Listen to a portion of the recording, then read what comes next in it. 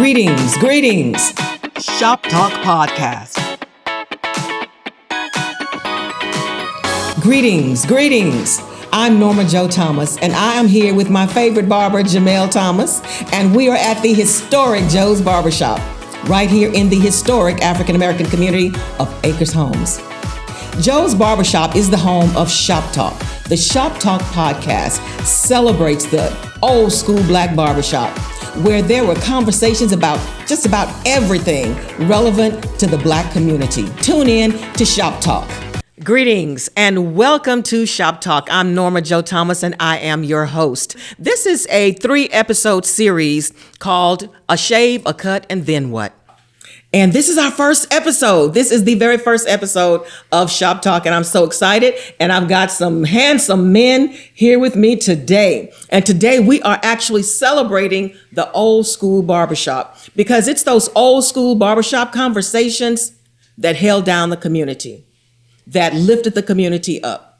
And we want to restore that, not necessarily the actual barbershop, but the institution of that old school barbershop, how it influenced and impacted and inspired the Black community. So to my immediate left, I've got Mr. Hayter. Mr. Hayter is a barber. Welcome, Mr. Hayter. So tell us a little bit about where your barbershop is located. Are you from Houston? Yes, ma'am. I'm from Houston. Okay, well, you know, this is Acres Homes, so we got to know where you're from. I'm from Fifth Ward. All right.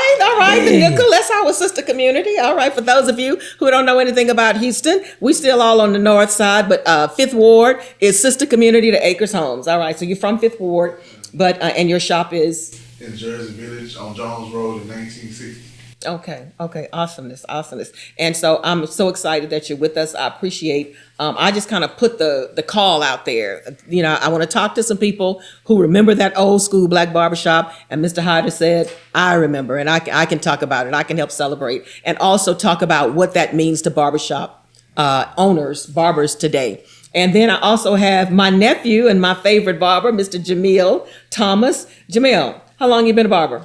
34 years. 34 years. Oh my God. All right. So how did you become a barber? I actually believe I was born with a pair of clippers in my hand. You probably were. Yeah. So I started cutting here in the barbershop here in Joe's Barbershop, 11 years old, and started in 88 when I was still in high school. Mm-hmm. I went to barber school, graduated in 90. So I've been going since 1990 officially. Great. Uncle Duna. How old are you, Uncle Duna? 92. 92 years old. Now I'm saying Uncle Duna. This is my uncle. This is my mom's brother. And he's actually Reverend Norman Westmoreland. And so now we kind of throwing this number around. But we figure you had to have been barbering, maybe like about 65 years? You think so? Could be. Because I know the barbershop wasn't here originally. Daddy actually started barbering in another place up on West Montgomery. And then he came, from what I understand, he purchased this place. And so, but this is where I remember. Yeah, he was right there at West Montgomery and Lilio. Oh, what's that street across there?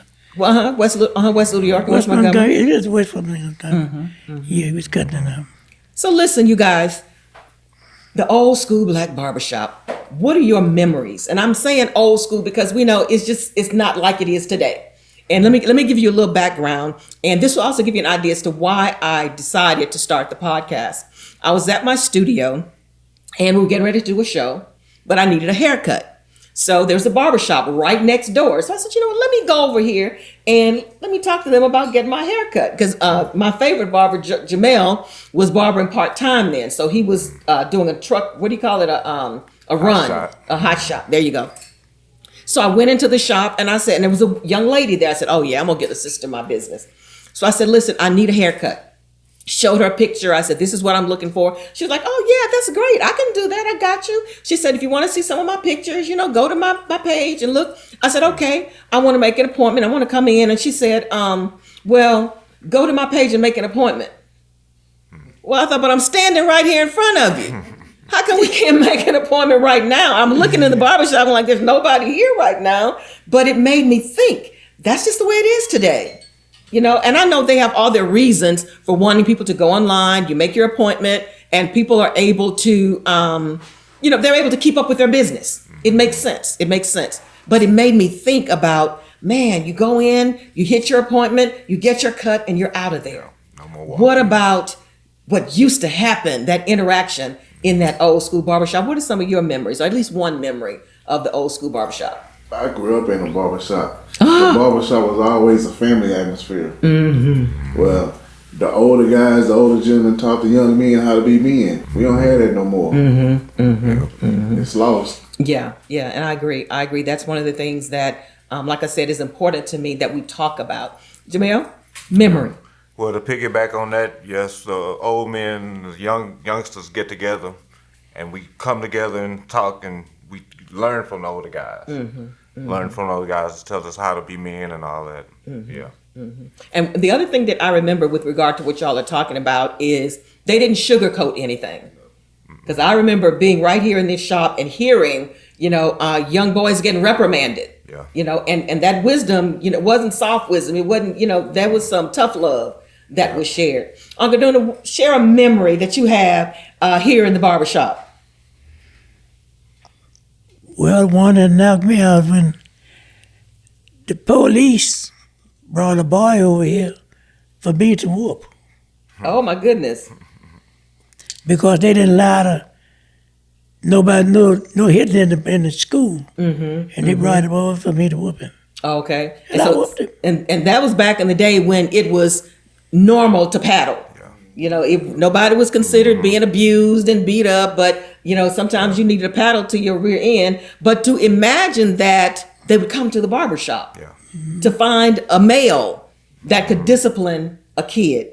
So I'm not saying we're trying to bring a barbershop back where we're going to whip everybody's behind, but what we will have, what we can have, what we need to have in our community is that, what is it? Raising. Yeah, a place where And respect.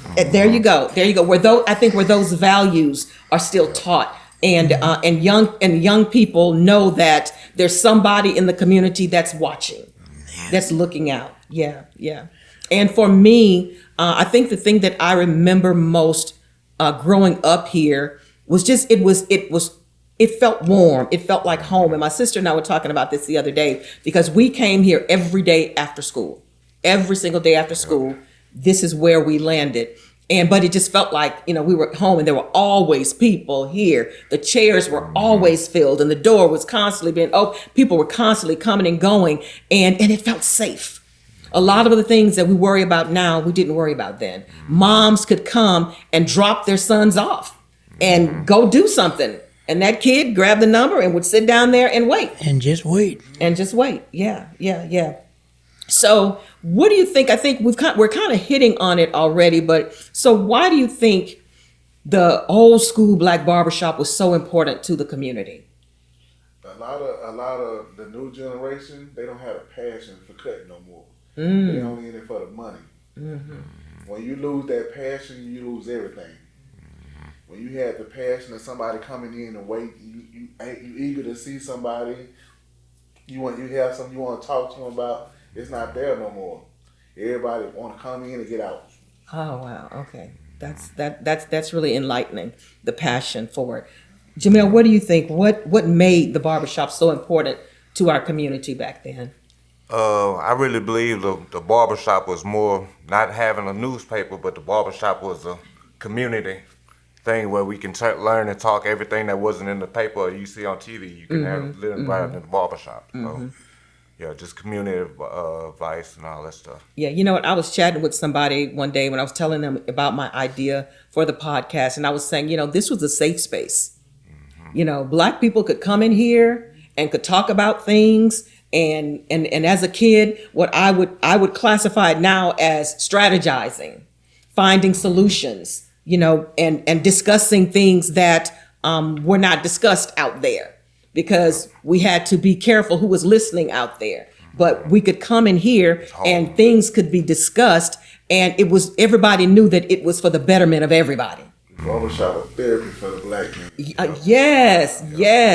That is an excellent way of saying that. That's an excellent way of saying that. One of the things that I also remember was a lot of young boys coming in and out. Uncle Duna, do you remember some of the guys who would come and you guys would give them odd jobs to do? I'm going to give you a hint. There's one guy lived right over there in Montgomery Terrace, and he had 1,000 keys on his belt. Oh, yeah. Who was that?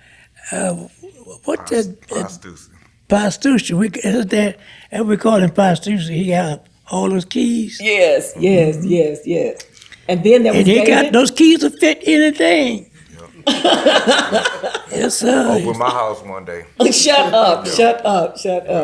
And then you remember David, Uncle Duna? Yeah. Yeah. He right off of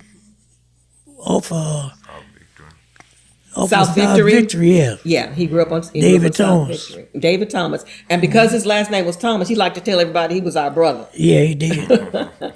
The just the idea that we had institutions that were built and sustained for our betterment, for our benefit. And that's what I'm talking about. And it doesn't necessarily mean that it has to be in this particular location.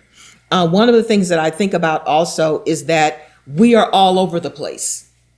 Whereas we used to be, we used to come together. We used to have a shared space, a shared living space, and that's not that way anymore. Doors opened up. We were able to leave the hood. We were able to go to the suburbs. So we were able to expand and go different places. So now I think it's causing us to look a little differently at what is community. What is community? So when we talk about the old school Black Barbershop and, reviving that institution for the community, what is that community? Where is that community? So why do you think, now you hit up on it for a second about the passion, but my question is, why do we have the decline in our community-based barbershops? But I think because growing up, or no matter how old you was, you can go to the barbershop to get anything. Mm-hmm. Advice, something from home, something you need at home. Like we was just saying, a kid need to be disciplined, they bring them to the barbershop. And let them talk to a bunch of men and tell them how to become a man. We don't have that no more. It's gone. The barbershop, respect for the barbershop is gone. Mm-hmm. And you just said a very important word, and that's respect. We didn't realize what we had.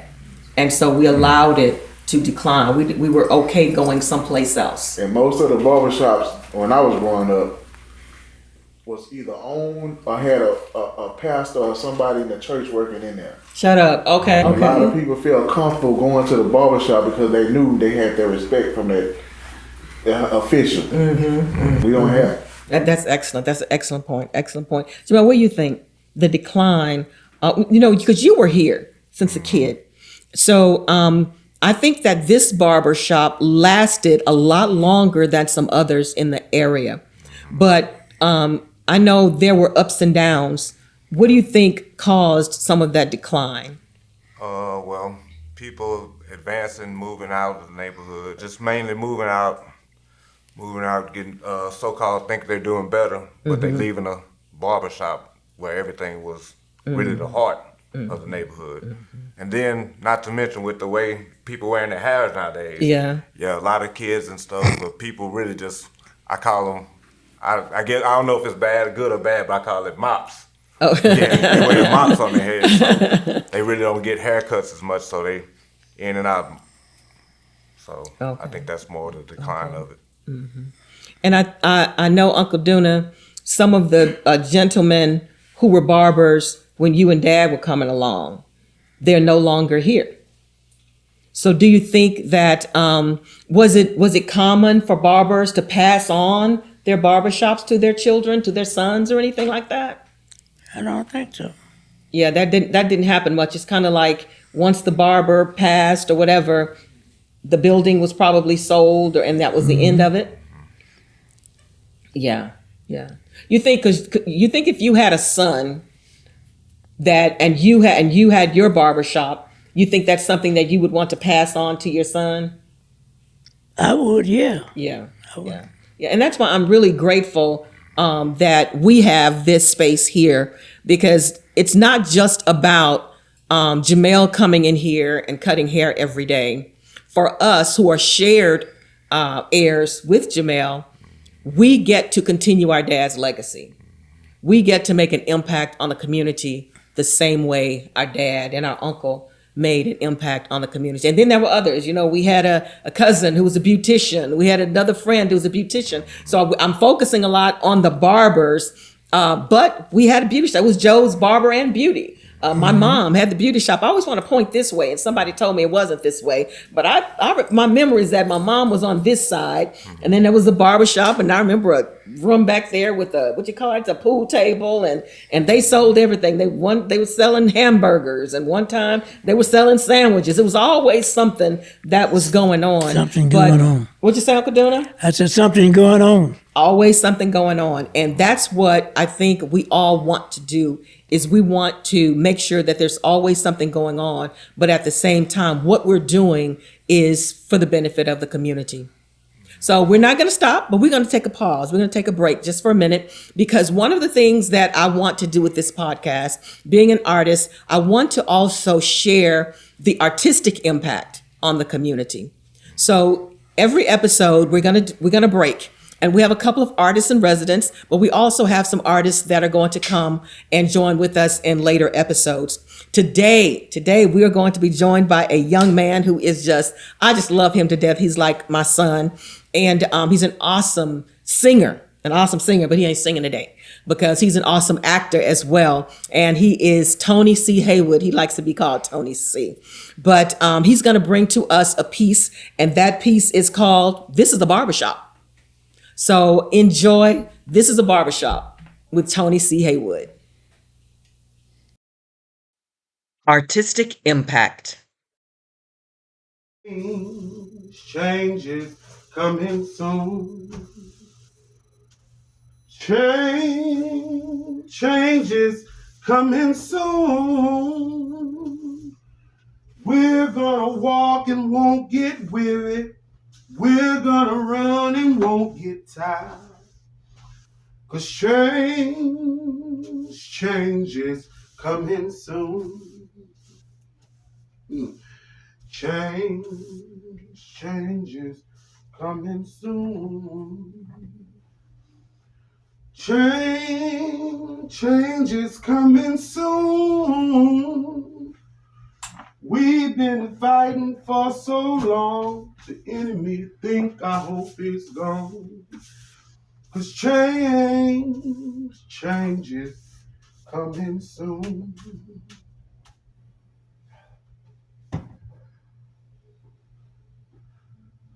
Hey, y'all come on in. Yes, I'm the barber. Everybody else is gone for the night. It's just me. The Cowboys. Yeah, I can cut the Cowboys. This is a barbershop, ain't it? Now, are you sure you don't want the Texans instead? I'm just teasing. Boy, you Cowboy fans sure can become defensive, huh? And what you want? The Kansas City Chiefs? A box cut. Wait. Have y'all ever even been to a barbershop? Where y'all from? Who brought y'all over here? Oh, y'all just moved in down the street. Oh, y'all must don't have barbershops where y'all come from. Boy, my wife, rest her soul, she was a school teacher. And she would always say, everybody should at least pass by college, whether they go in it or not. Well, I say everybody should at least step foot in a barbershop, whether they get their hair cut or not. Well, take a look around. This is a barbershop. We cut hair here. All right. Come on back. Ain't nobody trying to disrespect you. Ain't nobody trying to disrespect you. Lord.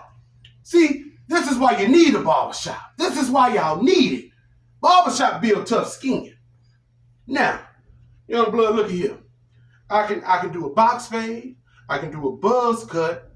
We did the box fade back in the 80s. I can do a mohawk. You know what? I cut the first mohawk in this neighborhood in 1960. Young man name was old Willie Ellis. When I cut that mohawk in old Willie, y'all call it a frohawk nowadays. Anyway, when I cut that mohawk in old Willie head, the shop became funeral home quiet. Boy, I tell you, can hear a rat piss on cotton. And listen here, this here barbershop ain't never quiet. It ain't never a quiet moment in this barbershop. Folks got too much going on to just be sitting around here quiet. And anytime you got that many black men sitting in one room, you better find something worth talking about. Yes. And we still got a lot of stuff that we're trying to figure out. Now, I tell you like this. I done cut everything from the Flintstones and the Road Runners to the Black Panthers upside someone's head. This here is a barbershop. You want it? We cut it. We take care of the heads inside and out. So, what y'all gonna do? Okay, all right, y'all gonna come back tomorrow. Okay. Well, look at here. Make sure you bring you some spending change, all right? I got sour pickles, I got sweet pickles, I got dill pickle, I got pickled pig feet, I got tater chips, I got pork grinds, and I got peanut brittle. Soda water too. All right. So when y'all come back tomorrow, y'all be sure to take one of them numbers off that hook over there, all right? Grab your numbers, 2 separate ones now. Take them and then go over there and sit down and go on and wait. Oh, and you gonna wait. And don't be in no hurry to leave either. There's nothing like sitting in a room full of black folk in a barbershop, all right? All right. Well, I'll see y'all tomorrow, okay? All right.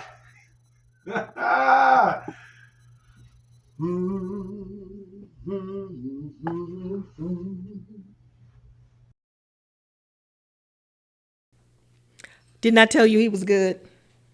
That young man is so talented.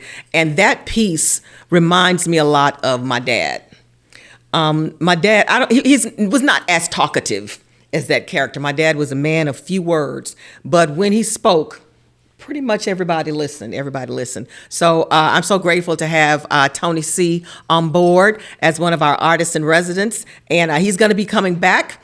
He's going to be singing for us. He's going to be doing some more monologues, and we might even have him coupled with our other artists in residence for some scenes. But we're going to have that artistic impact because it impacts the community. The arts is just one of those forms, one of those elements of our culture that's able to touch us and reach us in a place like nothing else can. But I want to continue our conversation. I want to talk a little bit about community. So now we're everywhere. Do you think, well, let me back up. What is your definition of community? What do you think a community is? The people. The people. All right. Jay? Pretty much the people. Okay, well, since y'all piggyback on each other, expound. What do y'all mean, the people? I'll say, like, as far as the individuals, the neighborhoods, everything that goes on in the area, in the community. Okay. Good times, bad times, just gather. There's no community without the people. Mm-hmm. The people make everything go and everything happen in the community. What do you think, Uncle Duna? If you could come up with a word that describes community, what word would that be? What's your thoughts? Well, one of the main things is to love. And most of us don't care about loving nobody. But if we can learn to love each other, I'm pretty sure it'll be a whole lot better. Yeah. Yeah, I agree. You make a very, very good point. Brother Hayter and Jemiel, they've said, it's about the people, and you're bringing out the issue of love. And I can say that one of my perspectives about the Black community is that we don't have that connection anymore. We don't have that unification anymore. Love each other. We don't love ourselves. We can't love who we are, how God made us. So I think that's some very, very good points. So let me ask you this. So we're talking about people. Do these people all have to be in the same geographic location for it to be community? No. No, at all. Because when the people come together, they make the community. Mm-hmm. Mm-hmm. So it don't matter where you're at, you're still a community.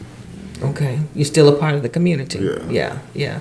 And so going back to what Uncle Duna was saying about the love, if we have love for ourselves, love for our people, love for our community, then wherever we are, we can make that connection. Wherever we are, we can make that. Mm-hmm. Mm-hmm. So now let's bring that back to the old school Black Barbershop. As I said earlier, I'm on a mission to restore the concept, the ideology, even the energy and the essence of the old school Black Barbershop as an institution for the Black community. Is that possible now? I think it's possible with the right people. Okay. Because today, this generation of barbers, they don't have time. You have barbers coming in the barbershop 1, 2 o'clock in the evening. When I grew up, my grandmother used to drop me off at the barbershop at 6 o'clock in the morning. And me personally, on Saturday mornings, I open my shop up at 6:30. And I'm there all day. These barbers, they leave, be gone 2 or 3 hours, don't come back. You have 3, 4 people waiting on you. They get impatient, they leave. Yeah. That's like what I spoke about earlier about the passion of being a barber. It's gone. Until we get that back, that's the only way it's going to happen. We have to get the passion, and they have to start teaching that in the schools. Okay, because I was about to ask you, then how do we do that? How do we do that? So when you say in the schools, are you meaning like in the barber colleges? Like there's the barber college right up here on the corner from us.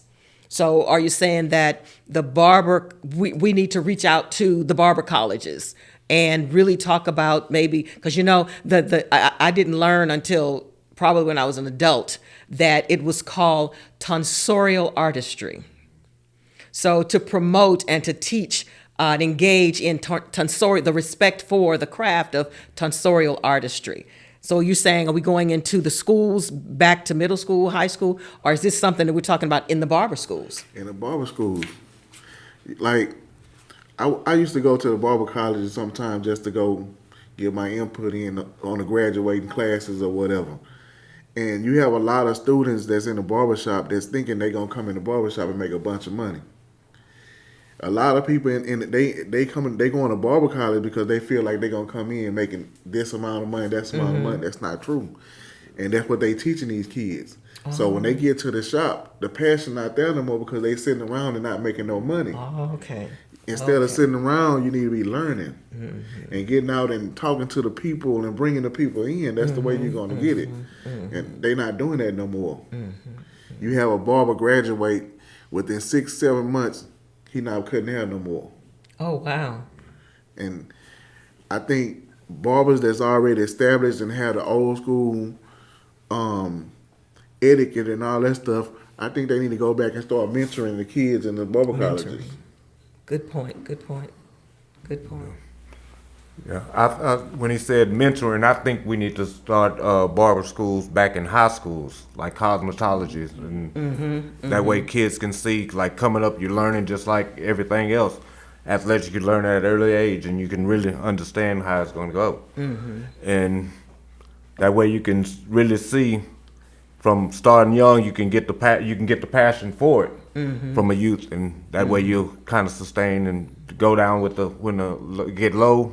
you can still sustain. You still have the passion to try to pick it back up. Yeah. And talking about that passion, Uncle Duna, what time did you come to the barbershop? Because y'all opened like around what, 8 o'clock? The 8 barbershop o'clock. opened at 7. About 8 o'clock. 8. So you were here before the barbershop opened. Yeah. After it all open. Yeah. And then you stayed throughout the day. Did you leave and go do other things, or you were pretty much right there in your chair? Right here. Yeah. And so I think that's what's happening is that, like what you were saying, is maybe in the barber colleges, the emphasis is so much on the craft. You know, how to cut, what the styles are, you know, I don't know, whatever the laws are that govern the tonsorial artistry, rather than developing business owners. A lot of these barber colleges only in it for the money too. They only getting the money. And you have kids coming out of college don't even know how to cut. Shut up. Because they didn't take heed of what was going on, because the what you call them, the instructors didn't take the time out to teach them how to cut. That's very enlightening. So because I'm coming from a, you know, like I said, I grew up in the barbershop, so that's my perspective. I love what the shop meant to the community. But see, I don't have that knowledge about what's happening in the barber colleges and how they're coming out of the barber colleges. And that might be why my sister's having such a hard time attracting barbers, because we've got open chairs here.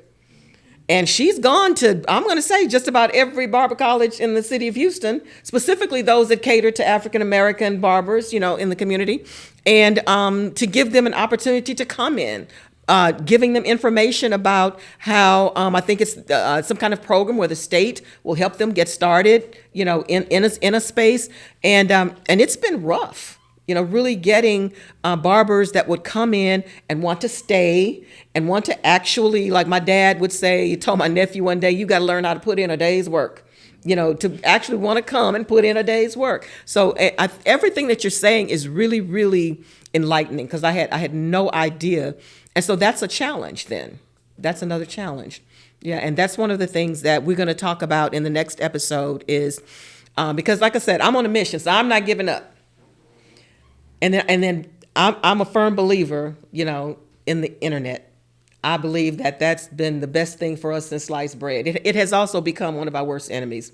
But utilized correctly, it's a way of connecting, and it's a way of establishing community and a way of propagating a particular message. So I want to talk about that as well. So it's all of the stuff that kind of we've been discussing in, you know, this time.